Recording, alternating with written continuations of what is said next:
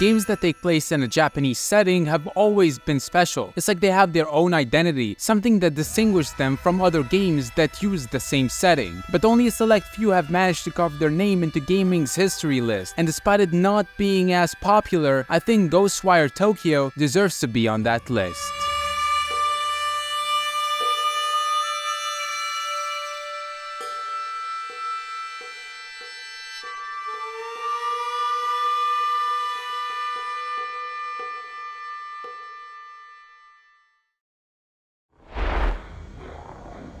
The visuals of Ghostwire Tokyo are eye-pleasing in every possible way, and with RTX on, it showcases what a next-gen game must look like. The game has this contrasted color scheme mixed with a unique art style that is associated with Japanese-themed games. So in some places, the game can look insanely realistic, almost indistinguishable from real life, but at other times, it can look very colorful, reflective, and shiny. And that change happens seamlessly while the game still retains its original unique look. It's insane what this game achieved when it comes to graphics, and sequences like the hallucination sequences step up perfection to a whole new level.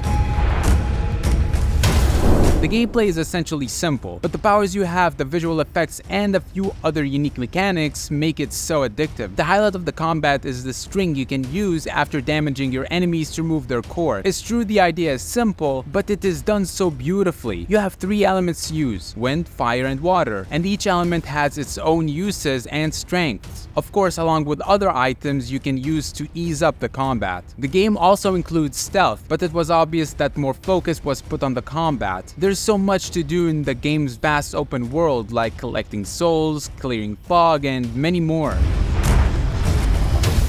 The story is about Akito, a Japanese man who rushed to the hospital after they informed him that his sister's condition had gotten worse. On his way, he gets hit by a truck, and before nearly dying, he gets possessed by the soul of a police detective, KK. KK explains that Hanya, the villain of the story, has released a fog that separates people's souls from their bodies. Hanya took Akito's sister, Mori, since her soul is a rare vessel that would give him the power to break the barrier between the normal world and the underworld, so he can reunite with his dead family. KK gives Akito his powers and they team up to stop Hanya and take him down. The story is amazing. Its pacing, plot twists, and the way it was told keeps you engaged and wondering what would happen next. The only issue I think the game suffers from is that sometimes it can drag itself a bit much. Ghostwire Tokyo is unique for many reasons, and it's an amazing entry, and for that, it deserves a 9.9 out of 10.